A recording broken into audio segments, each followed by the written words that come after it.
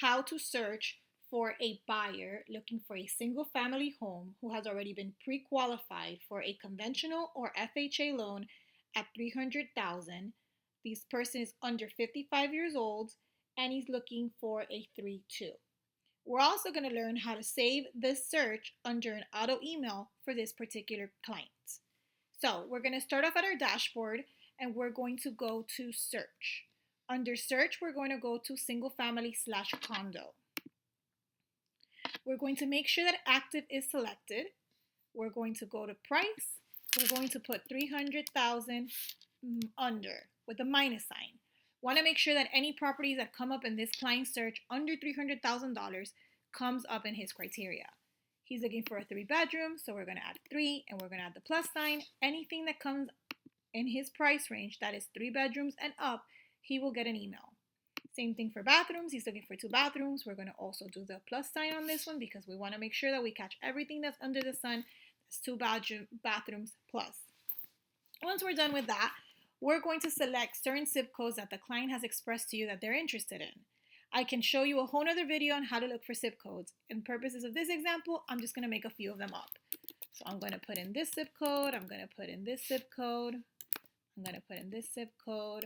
These are just random zip codes that I'm picking off the top of my head. I'm going to say, and there's no rhyme or reason to my collection of zip codes. I'm just putting them in as I think. So automatically you're going to see that on the bottom here, it's already showing us 25 matches. Now remember, in the example that I said before, our client is looking for a pre-qualification of an FHA or a conventional.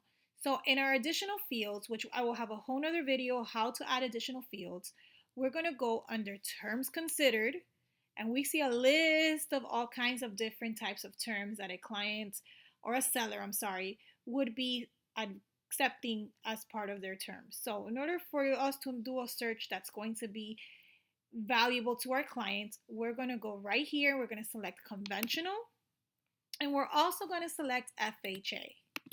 Make sure those two are selected because you want to make sure that anything that's in the area that's fitting this criteria, your client is going to get an email for.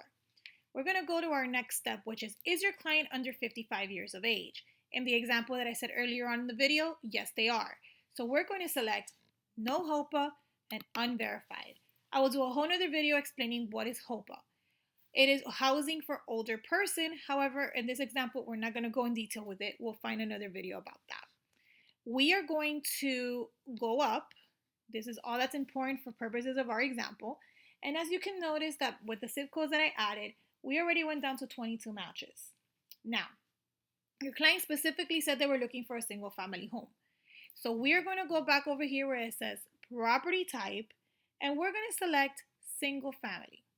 Just want to make sure that we have weeded out any condos, any townhouses, any of that nature. Our searches are getting smaller and smaller.